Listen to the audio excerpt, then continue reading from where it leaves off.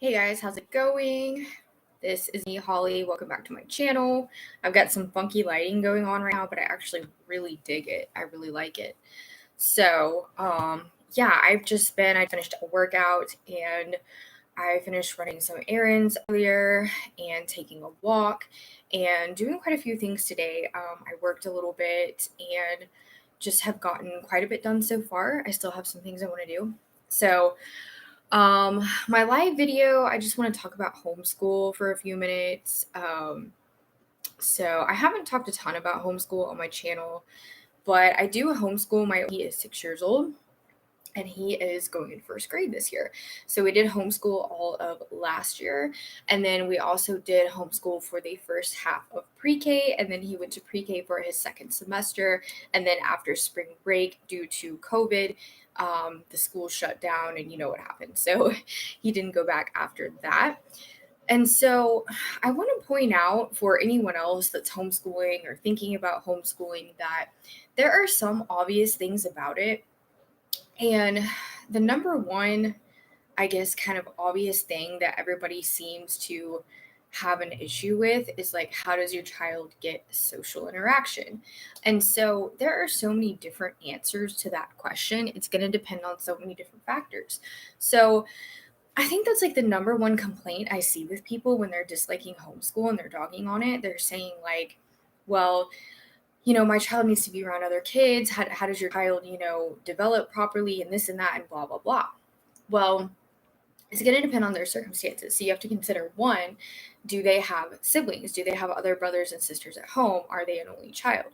Consider factors such as, do they go to church? Are they in extracurricular activities? Like, what's going on with that? Are you taking your child out and taking them to do things, going on field trips, so to speak? That's a big thing for us. We always take field trips a lot more frequently than you would in public school. And so we're always constantly doing new things that are a lot of fun. So that's just something to consider. I know for me personally, my son gets a lot of time with both of his brothers, one more than the other, but he does get quite a bit of time with his siblings. He gets time with his cousins, and he also has a couple of friends that he sees pretty regularly as well. So for us with COVID, we do have to be more careful with him because he does have asthma and he does also tend to get sick a little bit easier than most children. And when he was younger, it was a lot worse, but now, fortunately, it has gotten quite a bit better. So, however, I am still not comfortable sending him back to public school right now. And I do kind of have some beef personally with public school in general. If I'm being completely honest, I think I would have even way more beef with private school. But yeah, I don't know. I mean, I have so many things that I could say and so many things I would like to say. And all I can really say is at the end of the day, whatever route of school you choose, you should not judge other people for theirs, and you should not judge yourself for what you've chosen. And you should do the best you can with the decision that you have made, and also realize that you can change your mind at any given time. And that's a really huge thing. People think, just because you might commit to something, you don't have to commit to it for the whole year.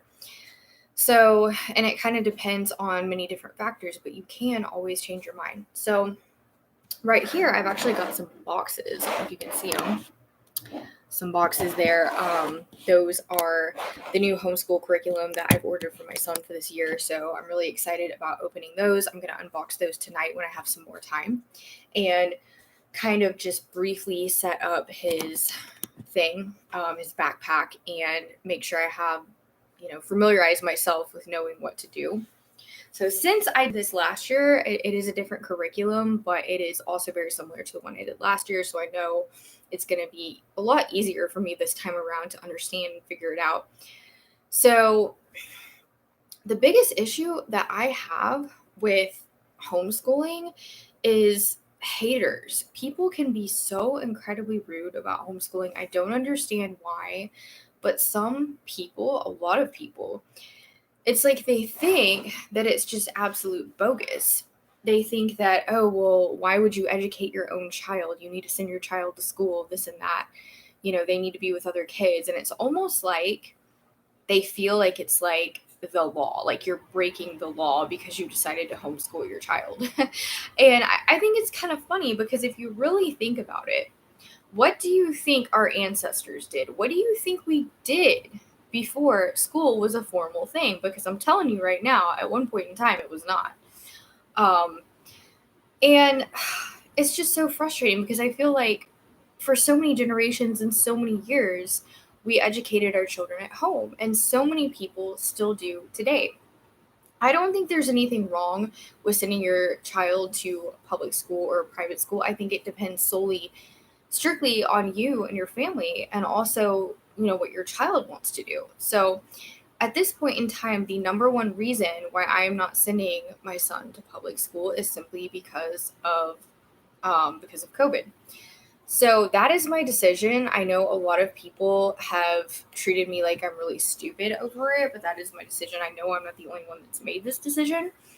So another thing is, down here in Texas, we just don't have any mandates requiring masks.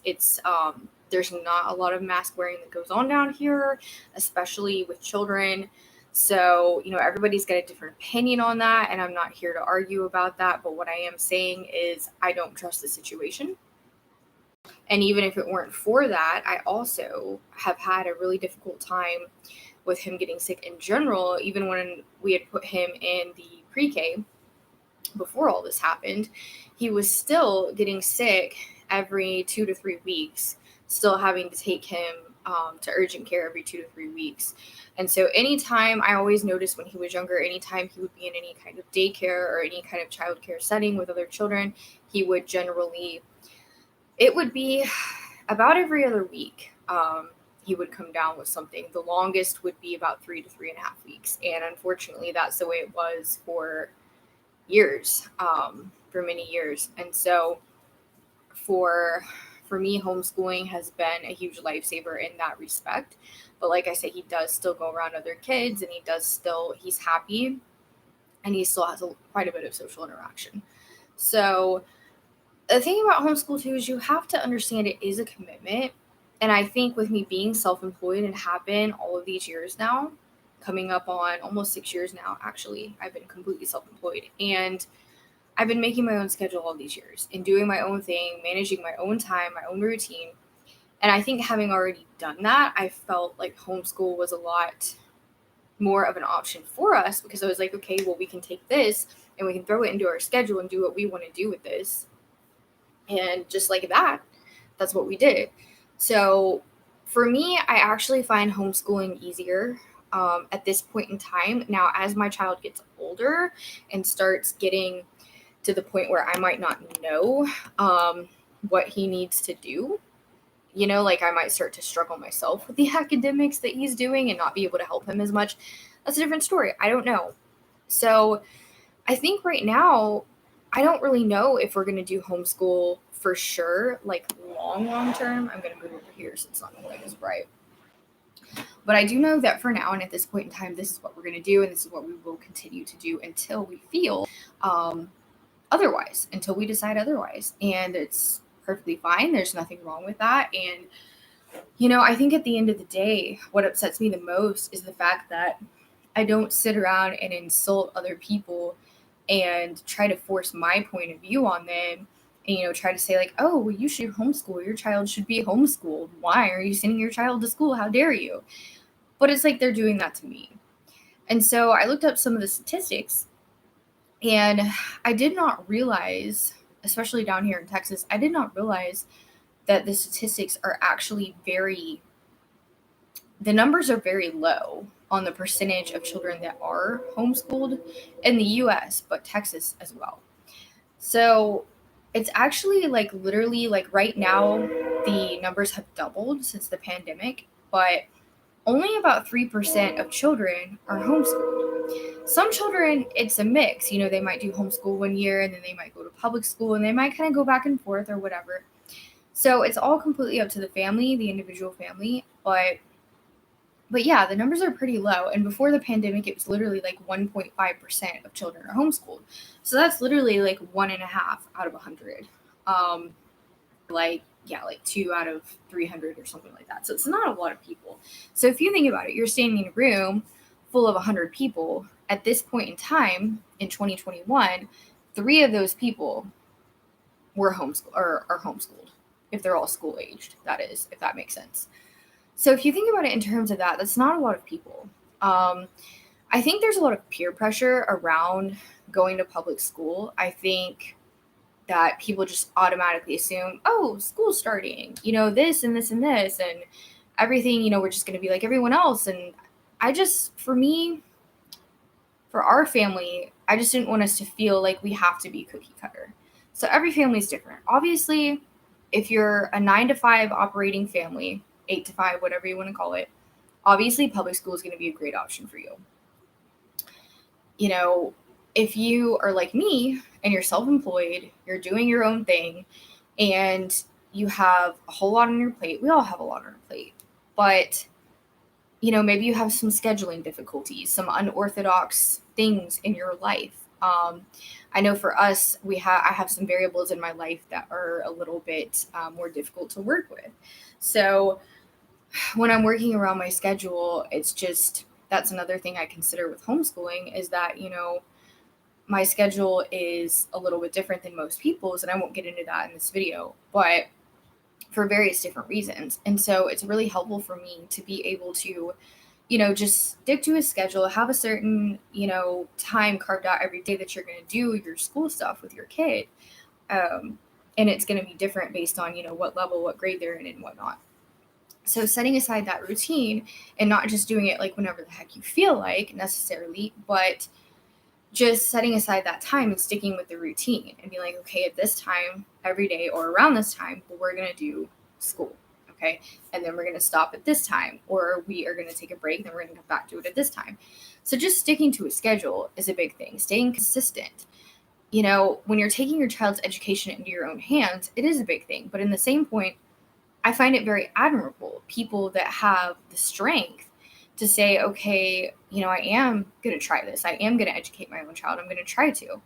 So a big thing I've gotten from someone in particular, someone told me, well, the teachers, they go to school for 4 years to do this. They go to school all these years. They're trained, and only they should be the ones to do this. Well, it's all a matter of opinion. It's all a matter of opinion. And if you are a homeschool parent, you can end up having just as much experience, if not more. And the thing is, personalizing the experience to your own child is such a huge thing. And statistically, children that are homeschooled actually have considerably higher rates of graduation and considerably higher rates of being successful in life, period. And every single person I know that was homeschooled is very successful.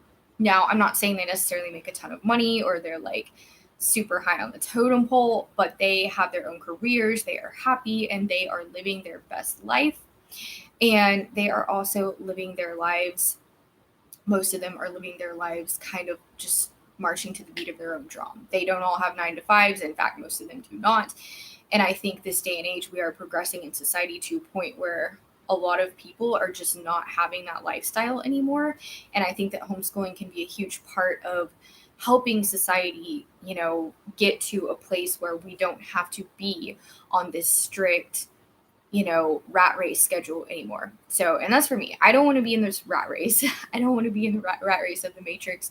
So sometimes you just have to do what works for you. And I'm going to wrap this video up, but for the most part, what I want to say ultimately, more than anything else, if you don't take anything else from this quick little live that I'm doing, just know that if you are homeschooling, or if you know someone that is, and maybe they're struggling, whatever the situation, the most important thing I can tell you is to stay in alignment with your own self.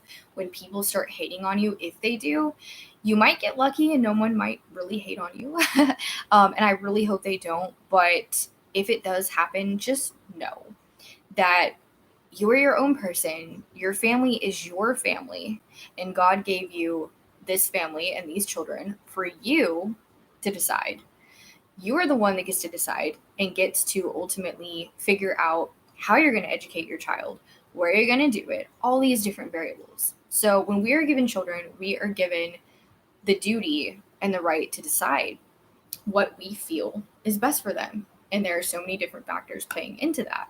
So you have to stay in line with your higher self, because if you drop down and your vibration starts to drop down, and then you're going to be in alignment with negativity, and you're going to be in alignment to just get yourself down and feel bad and cave in and maybe end up doing something that's not for your highest good and not for the highest good of your family and your children.